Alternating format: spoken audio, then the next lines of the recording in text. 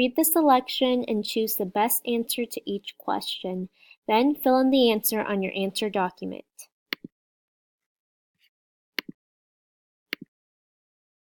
1. What is Rhodey's reason for moving the doghouse soon after he overhears his mother's telephone conversation? A. He thinks repairing the doghouse will be a fun project. B. He wants to spend time with Jacob before a new dog keeps him too busy. C. He is expecting to meet Princess on his way home with the doghouse. D. He wants to show that he can be responsible enough to own a dog. 2. In paragraph 25, the word sputtered means F. Spoke in a confused way. G. Acted out in an amusing way. H. Made a polite suggestion. J. Moved at a slow pace. Number 3. Which of these is a lesson Rhodey learns in the story? A. Teamwork is important when trying to accomplish a goal. B. Relying on good friends is helpful in difficult situations. C. Drawing conclusions without enough information can lead to mistakes. D. People should not judge others by their appearance. Number 4. In paragraphs 16 and 19, Rhodey's reaction to Princess shows that Rhodey is a F. Appreciative for her help. G. Disappointed with her efforts. H. Inspired by her ideas. J. Annoyed by her comments. Number 5. How does Jacob know that the girl is telling the truth about being Princess? A. She is excited to hear that Rhodey is getting a dog. B. She offers to help the boys without being asked. C. She points out that the doghouse is in need of repairs. Or D. She is able to describe Rhodey's bedroom.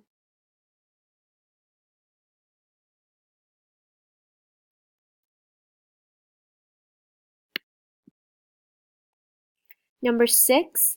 Read these sentences from paragraph 26. Smart kid, the girl said. You should be a detective. These sentences suggest that Princess thinks that F. Rhodey shouldn't waste his time working on the doghouse. G. Rhodey's observation was obvious. H. Rhodey is an intelligent person. J. Rhodey is a good listener. Which sentence best foreshadows what happens at the end of the story? A. We might be doing all this work for nothing. B. So Linda needs someone to take care of her own dog, Princess, for a week. C. You taking that thing to the dump? D. He's getting a dog, and it's going to need a house. Number 8. Why does Princess become upset with Rhodey? F. She is jealous of Rhodey's friendship with Jacob. G. She thinks Rhodey's idea to fix the doghouse is foolish. H. She is offended that Rhodey thought she would be a dog. J. She is bothered that Rhodey does not offer his room to her. Read the selection and choose the best answer to each question. Then fill in the answer on your answer document. Which sentence from the selection shows that totem poles were important for teaching Tlingit history? A. These totem poles were read again and again like a library of wooden stories. B. At last the tree is ready for the master carver chosen by the tribe. C. Animals with beaver tails, whales, wolves, and birds with oversized beaks are chiseled into the soft wood. D. Long ago, artists mixed salmon eggs with minerals like hematite, graphite, and copper to make bright-colored paints for the poles. Number 10. Read the dictionary entry below. Strong. Adjective. 1. Muscular. 2. Consisting of solid material. 3. Determined. 4. Moving rapidly with force. Which definition best fits the way the word strong is used in paragraph 1? F. Definition 1. G. Definition 2. H. Definition 3. J. Definition 4. Number 11. What conclusion can the reader make about the Tlingit totem poles? A. Specialized carving machines are required to make totem poles. B. The carvers selected to make totem poles must be good singers. C. The meanings of the figures carved on totem poles have changed. D. The process of carving totem poles has changed over time. Number 12. The author uses questions in paragraph 4 and paragraph 11 as a way to F. Show that American Indian art is similar to other types of art. G. Establish a connection between the reader's experiences and totem poles. H. Encourage the reader to reflect on what is considered art. J. Help the reader understand why totem poles attract visitors. Number 13. The author organizes paragraph 9 in a compare and contrast pattern to illustrate A. How the images carved into totem poles have changed over time. B. Which carvers in the tribe are the most talented. C. The way that modern machinery has made raising a totem pole easier.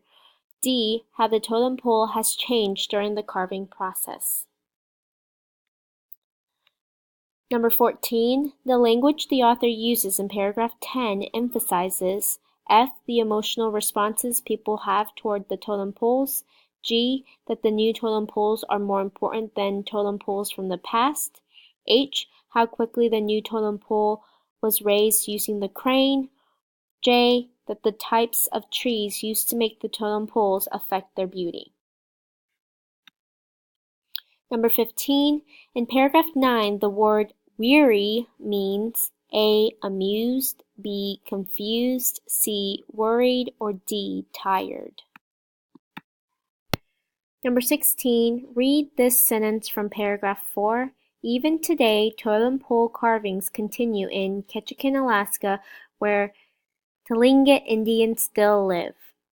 In this sentence, what does the author help the reader understand about the culture of the Tlingit people? F. Their master carvers are highly skilled. G. Their carvers use special tools to make each totem pole. H. Their history is told through images of the totem poles. J. They have maintained their tradition of making totem poles. Number 17. Which sentence from the selection is best supported by the photographs? A. Shapes of bears, wolves, whales, eagles, and other wild creatures were carved into soft tree trunks. B. Once a stone a days, an axe-like tool brought down an 80-foot giant. C. Thick bark is stripped away, then knots, once burned with hot rocks, are sanded smooth. D. Drums and voices swelled like thunder when the pole rose. Read the next two selections, then choose the best answer to each question.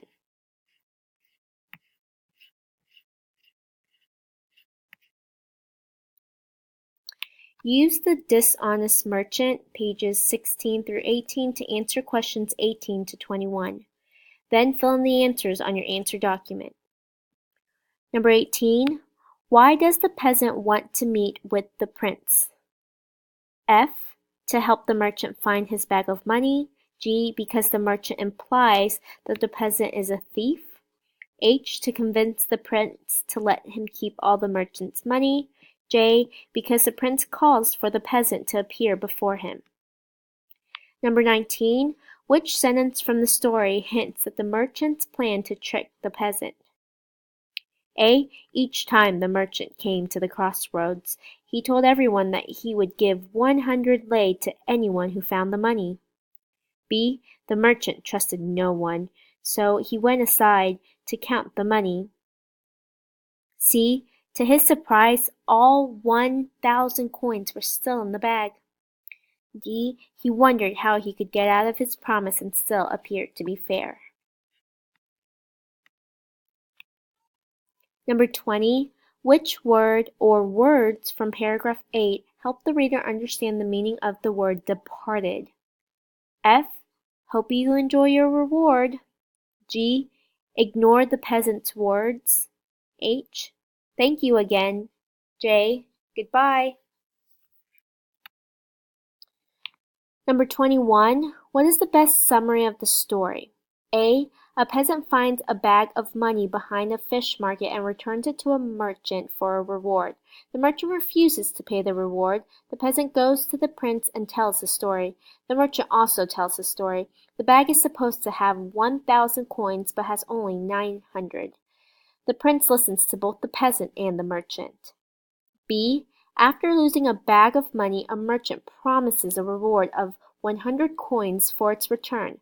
When the bag is returned by a peasant, the merchant tries to avoid paying the reward by saying the peasant took some of the money. They both go before a Romanian prince. The prince uses the merchant's statements against him to reward the peasant. C. One day a Romanian prince asks a peasant and a merchant to appear in his chambers to talk about a bag of money. The merchant says the peasant took some money out of the bag. The prince can tell the merchant is greedy. He holds up the money bag. It is made of leather just like the other money bags. The prince says the bag does not belong to the merchant. D. A merchant travels to Romania where he loses a bag of money. He says that he will give 100 coins to the person who finds it. A peasant finds the bag and returns it to the merchant. The merchant tells the peasant that the bag is missing the reward money. The peasant says that he did not take any money out of the bag. The prince gives the bag of money to the peasant.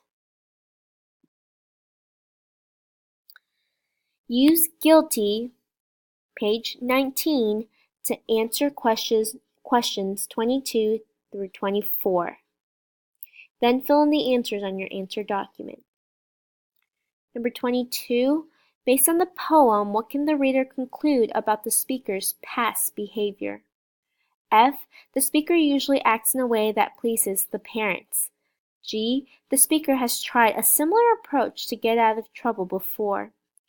H. The speaker defends the little sister even when she is wrong. J. The speaker has difficulty remembering the family rules. Number 23. Why does the poem begin and end with the same line? A. To emphasize the speaker's feelings about the situation. B. To foreshadow a problem the speaker has. C. To show the frustration of the speaker's family members. D. To highlight a change in the way the speaker feels about the little sister. 24. Read these lines from the poem. My father shook his head at me. My mother gave her a hug. These two lines reveal that the speaker's parents, F, can be easily tricked by their children. G, believe they know the truth about what happened. H, are surprised that a cookie is missing. J, are glad to see their children.